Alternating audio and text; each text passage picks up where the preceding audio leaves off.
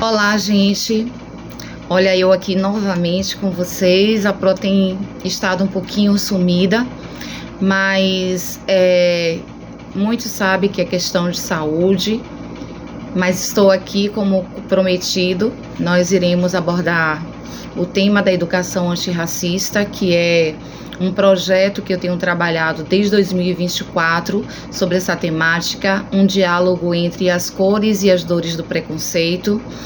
Meus estudantes dos 9 anos do Fundamental 2, nós temos feito algumas discussões, temos tido acesso a alguns textos a respeito de temas relevantes sobre o preconceito, a importância de se falar sobre isso, não só nessa semana de consciência negra, mas durante todo o ano, e é isso que nós temos feito. Entendo que é um tema muito relevante, porque eu me coloco neste lugar, eu sou uma mulher preta, negra, né?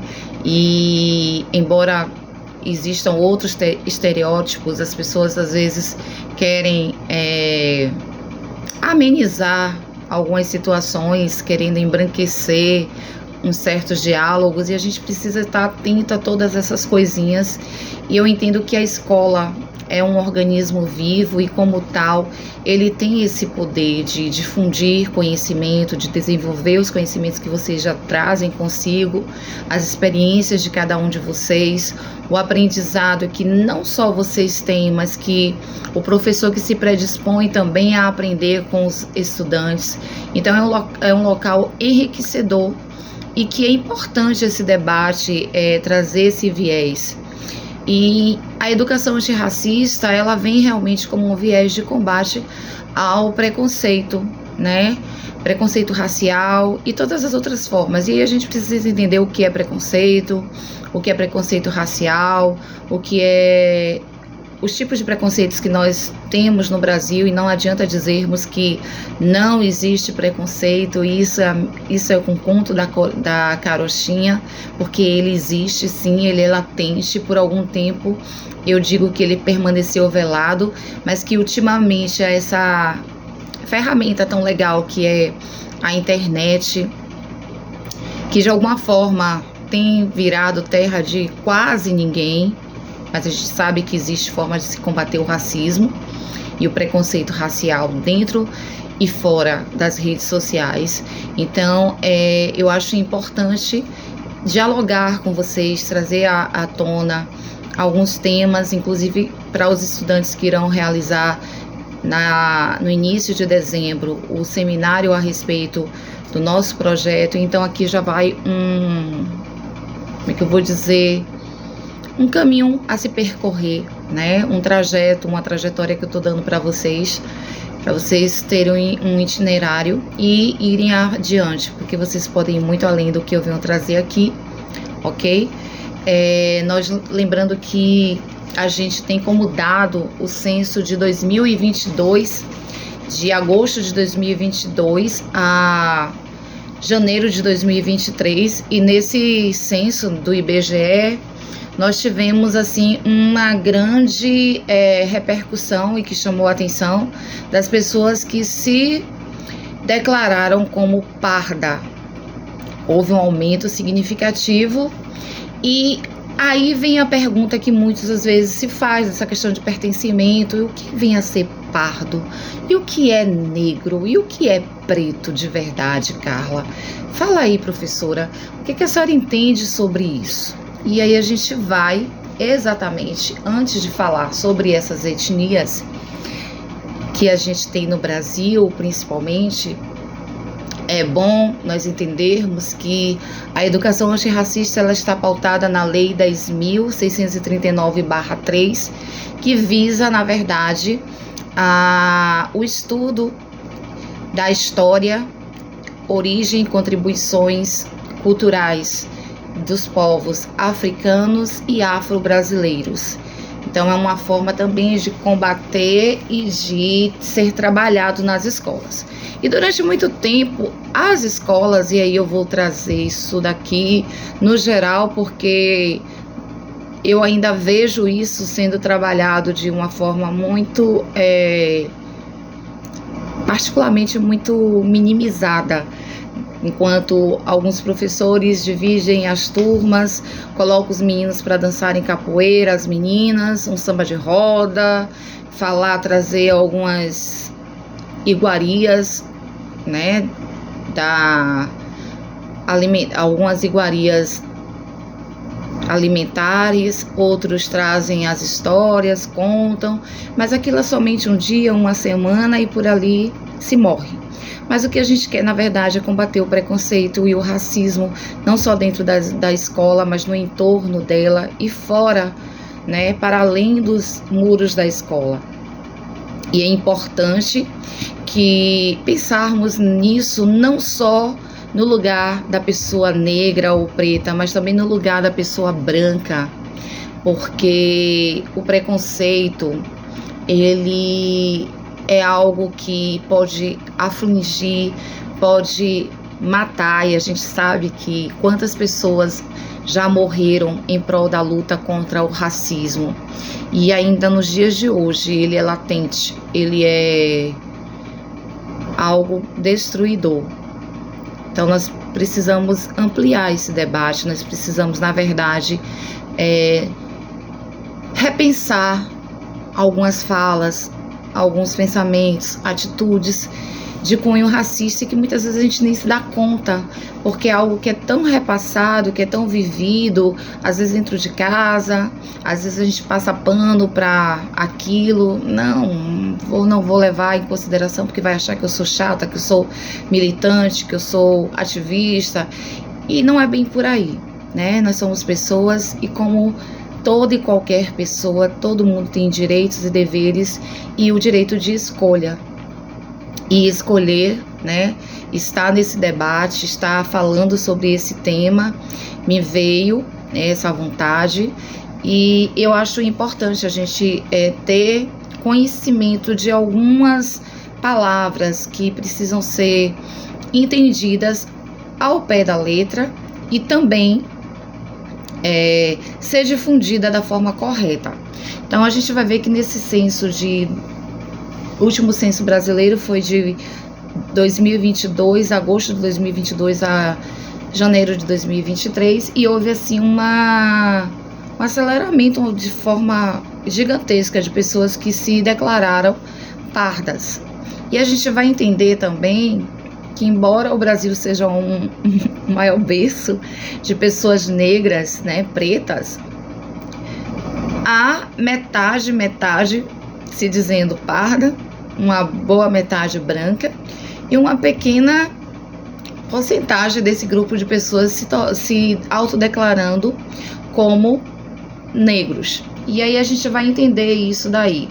Nesse último censo, eu estou com os dados aqui, atinge um índice de 55,4% dos dados, e a gente observa que ainda existe uma discriminação muito grande, né?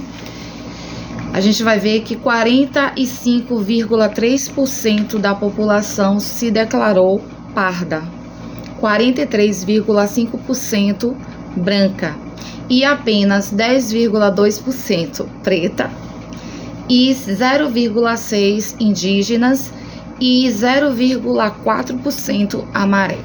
E aí a gente tem um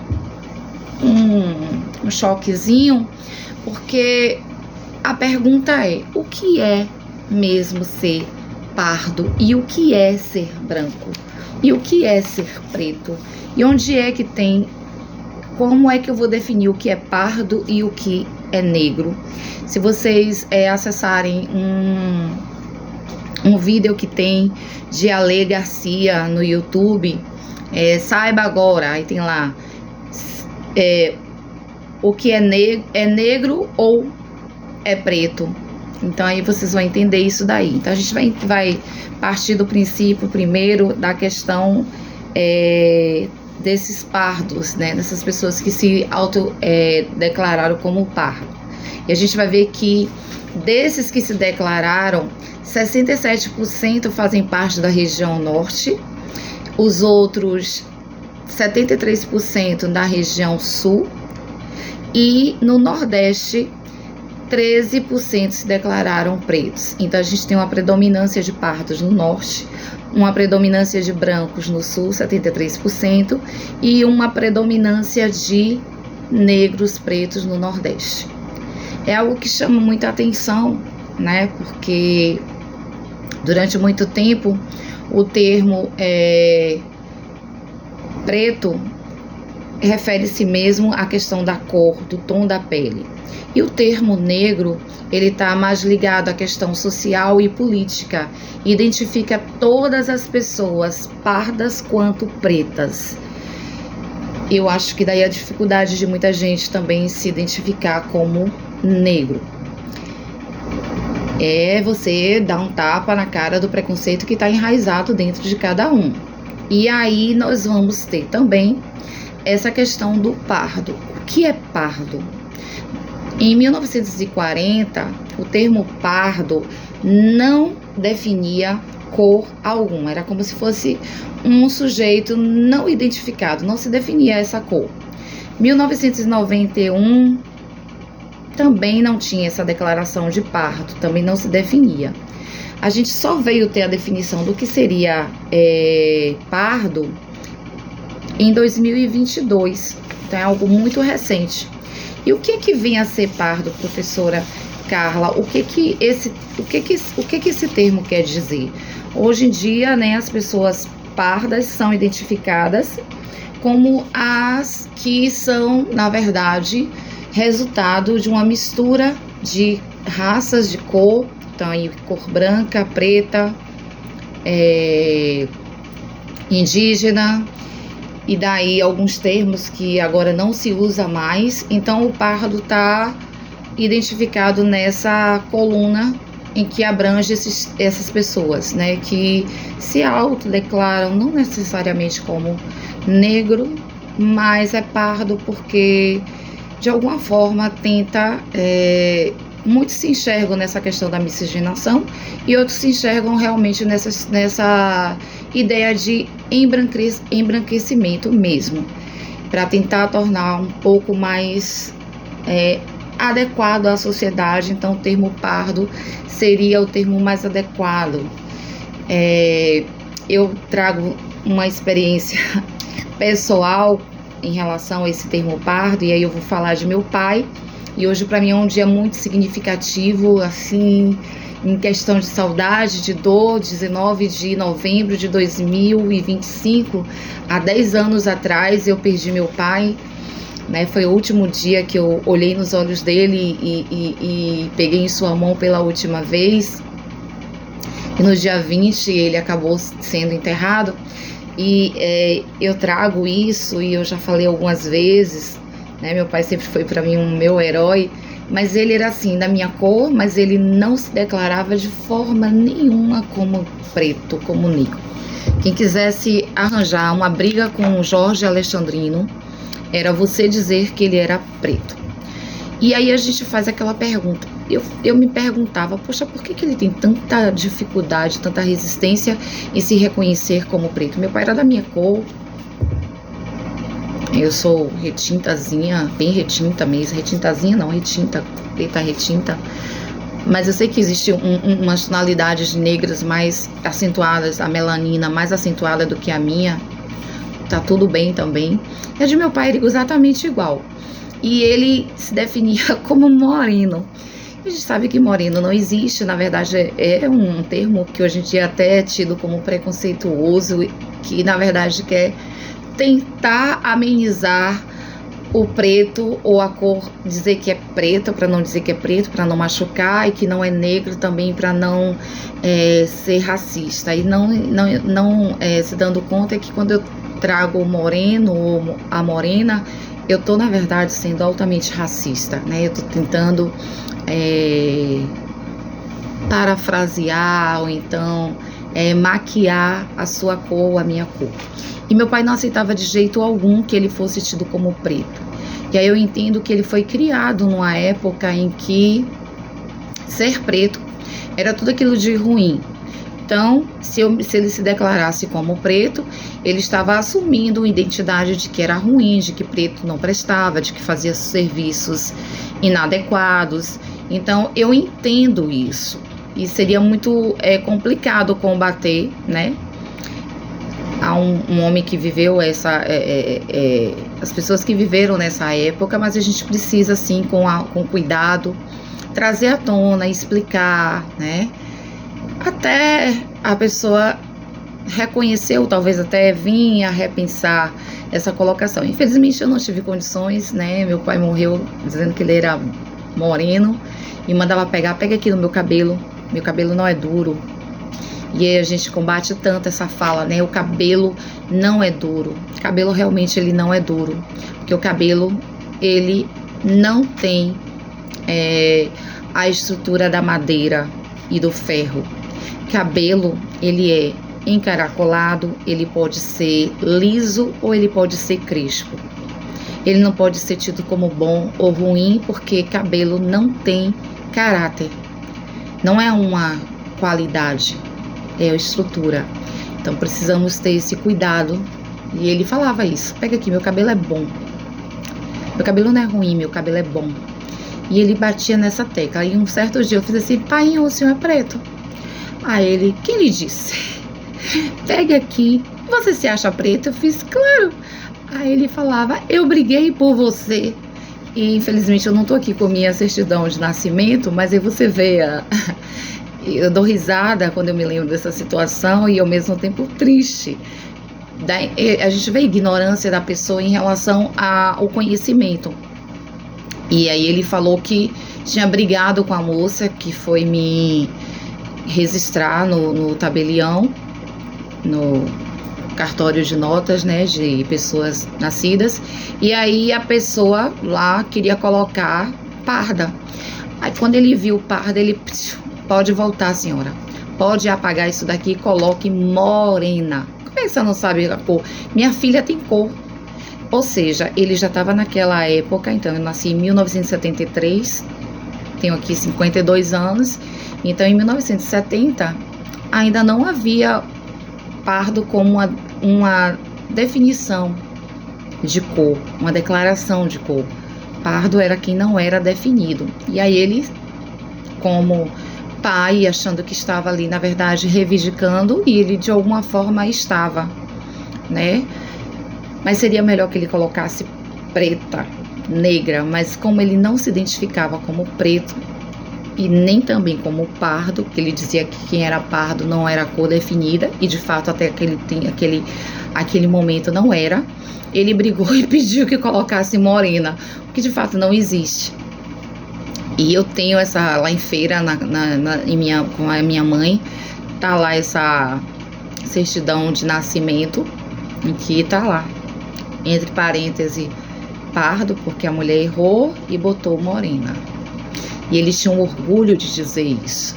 E aí a gente percebe que essa questão do pardo, ele só veio ser desmistificado a partir de 2022. Então é algo muito recente, que veio declarar que pardo é toda pessoa que vem de uma mistura, né, dessa miscigenação que é tão atuante no Brasil, e a gente entende que sim.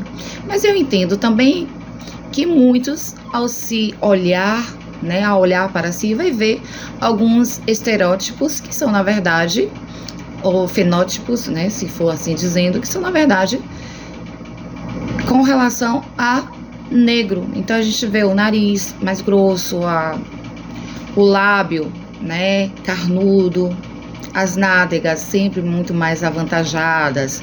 E a gente vai ver que essa mistura, ela vai muito além. Mas nem todo mundo se declara, né? Tem pessoas que têm a pele muito mais clara do que... Pele até que, se você olhar, a gente diria que é branca. E aí você vai ver o cabelo é totalmente crespo, o nariz. Então você enxerga ali, na verdade, como é que eu vou falar para vocês? Características mesmo de negros, mas essas pessoas se declaram como brancas porque olham somente o tom da pele.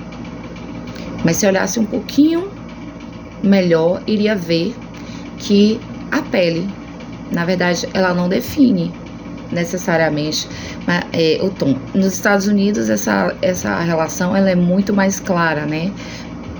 Você basta ter na esfera da sua família qualquer pessoa negra ou de origem afro, que você é tido como afro-americano, mas você não é branco, apesar de você pode até ter o olho verde, o cabelo ser encaracolado, talvez até crespo e a pele branca, mas você é negro. Lá essa distinção ela é muito mais clara do que aqui no Brasil. No Brasil as pessoas buscam esse branqueamento e a gente entende até como uma forma, e eu vou trazer também novamente Jorge, meu pai, como uma forma de poder ser inserido na sociedade. Nós sabemos que nós somos o último país a abolir a escravidão e quando houve de fato essa liberdade, o que aconteceu? Nossos ancestrais, né, as pessoas que chegaram aqui antes de nós, elas foram jogadas na sociedade como se joga qualquer bicho, porque não tinha escola, não tinha trabalho, não tinha uma infraestrutura formada para poder abraçar esses homens e essas mulheres que estavam livres. Eu digo livres entre aspas porque na verdade essa liberdade não foi uma liberdade de fato. Essa liberdade ela foi conquistada pelo sangue de muitas pessoas, né? Muitos outros negros que vieram antes de mim e de muitos de vocês e que fizeram valer essa história. Então nós entendemos que essa questão racial, ela vem ela perpassa por toda essa história a história brasileira e cultural também. Então eu não posso esquecer que essas pessoas foram jogadas, e daí essa questão de reparação racial, e tão importante nós falarmos sobre as políticas afirmativas e não ter preconceito em relação a estas, porque na verdade existe sim a questão dos privilégios brancos, existe sim o preconceito estrutural e institucional no Brasil, que está enraizado na nossa sociedade.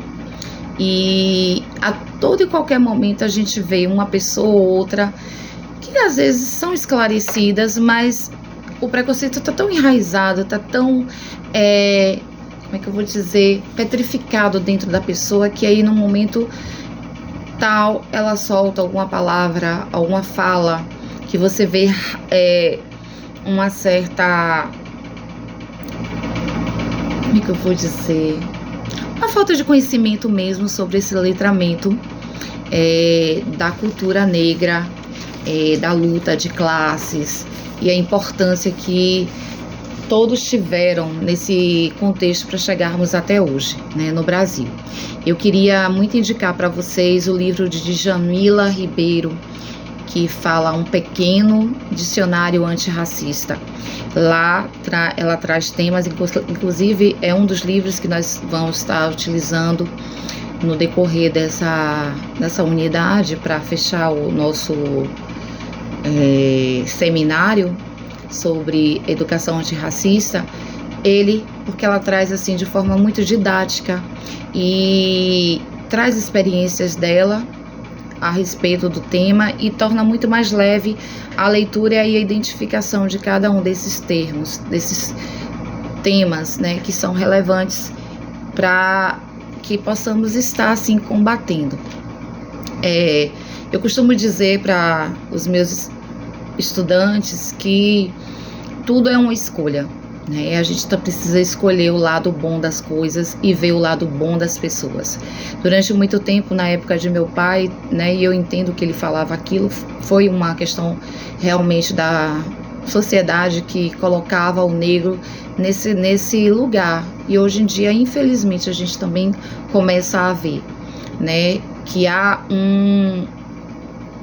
eu vou falar quase que extermínio mesmo, genocídio das pessoas negras nas comunidades.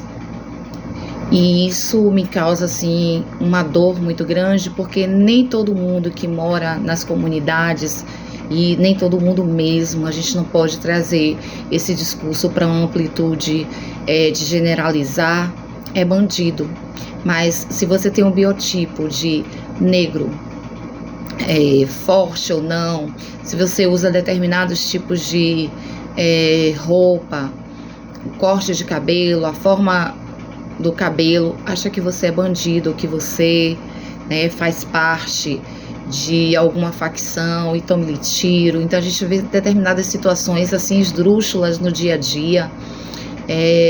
Eu sei que a criminalidade ela tem sido muito grande e uma boa parte dessas pessoas que estão no mundo, no submundo do crime, elas são negras, sim, e a gente observa também que é uma falta de política pública e afirmativa educacional nessas comunidades.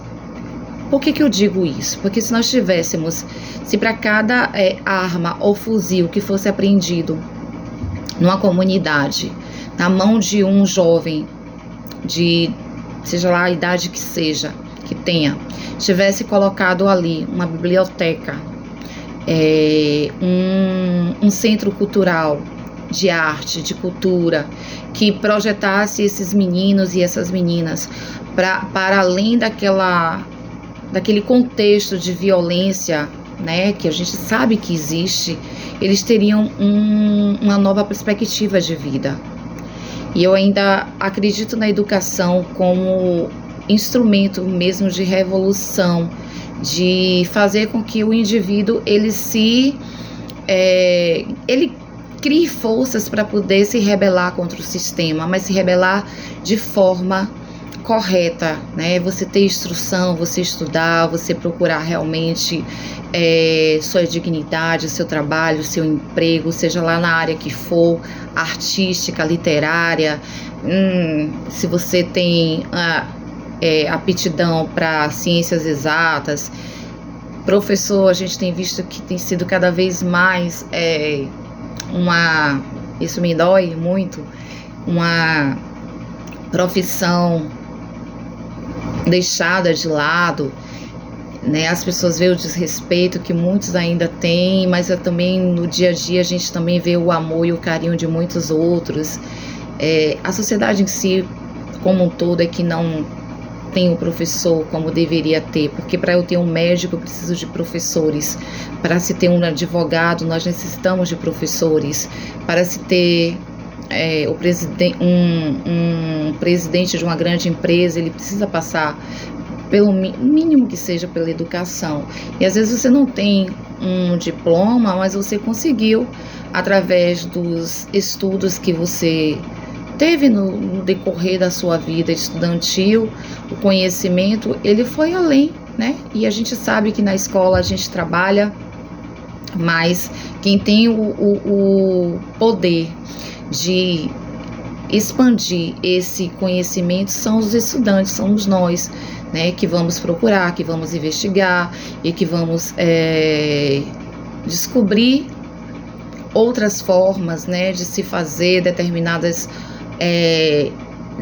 conceitos, desfazer dogmas. E é através do diálogo, é através do estudo, é através de ler. A leitura, ela abre caminhos, ela abre os nossos pensamentos, os nossos sentidos, e é muito importante que vocês possam assim estar o tempo todo se cobrando em relação à leitura, lendo e relendo através do que você leu e do que você entendeu daquilo que vocês leram. Eu aprendi, eu me lembro que eu aprendi os conceitos de língua portuguesa e eu sempre ia para o conceito e eu refazia o conceito da forma mais fácil para que eu pudesse entender determinados assuntos.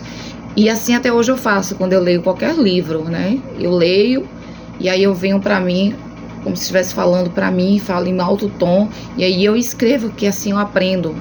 E isso é em qualquer situação. Eu acho importante vocês estudarem dessa forma, mas não partindo, não deixando de lado as questões que estávamos aqui falando a respeito, O objetivo geral dessa nossa fala aqui hoje é combater verdadeiramente essa questão do racismo e ampliar mesmo esse debate sobre essas questões raciais que acontecem na escola e que às vezes é colocado para debaixo do tapete. A gente precisa mapear e de uma certa forma atuar através de um diálogo amplo mesmo e com atitudes e coibir toda e qualquer atitude de comportamento racista, venha ela de quem quer que seja, né, de professor para com aluno, de um colega para com o outro e vice-versa. Às vezes, uma certa vez doeu no meu ouvido, ouvi uma certa gestora tendo, né, a culminância da consciência negra dizer que aquilo ali não representava ela. E eu entendo que não representava pelo fato dela se achar branca, né? Eu acredito que tenha sido isso. Eu estou acreditando que tenha sido por esse viés aí. E aquilo me doeu. Pode não me representar, mas eu não posso deixar aquilo como se fosse um nada. Virar as costas, fazer de conta que não é importante, porque é importante sim falar a respeito. Trazer esse discurso, é importante que os estudantes possam viver essa cultura, que possam entender. E aí eu quero trazer uma coisa que foi bem recente agora, eu acredito que foi em São Paulo, no interior. Um pai chamou a polícia para ir à escola, sendo que esse pai tinha sido convocado para uma reunião do conselho escolar que tratava justamente da Lei 10.639/03, que é o estudo da cultura africana e afro-brasileira dentro da escola, a obrigatoriedade desse discurso. E é importante, então, a gente não só trabalhar a educação antirracista e o letramento racista, não só com os estudantes, mas também com os pais dos estudantes. E isso depois dessa última notícia, me chamou muita atenção, porque assim, eu entendo, e isso é algo que, desculpa gente, que é necessário, tá, a gente entender que existem as escolhas de cada um. Eu sou livre para escolher a qual religião eu vou pertencer, mas eu não posso, né? Eu não sou livre para poder dizer ou pegar a imagem de quem cultua uma imagem, quebrar e dizer que ali, né, a figura do demônio. Ainda que eu pense, ainda que eu ache, eu não tenho esse direito, porque a partir do momento que eu faço isso, eu estou dando também o direito do outro vir questionar o meu glória a Deus, o meu aleluia e o meu amém. E a gente precisa ter essas coisas bem claras. O respeito, ele vem acima de tudo. Então, quando eu respeito o outro e a dignidade do outro e as escolhas do outro, eu estou, na verdade, trabalhando essa questão da educação antirracista. Porque preconceito, se a gente for parar para ver a etimologia da palavra, é um pré-julgamento de algo que a gente ainda não entende na íntegra. É um preconceito, é algo que você tem superficialmente. Mas o preconceito, quando ele está enraizado e quando essa ignorância do que eu não entendo, mas que eu faço uma certa... e que eu acabo repelindo de forma tão estrategicamente ríspida, eu estou, na verdade, maltratando um ser humano que é igual a mim, que tem os mesmos direitos que eu de cultuar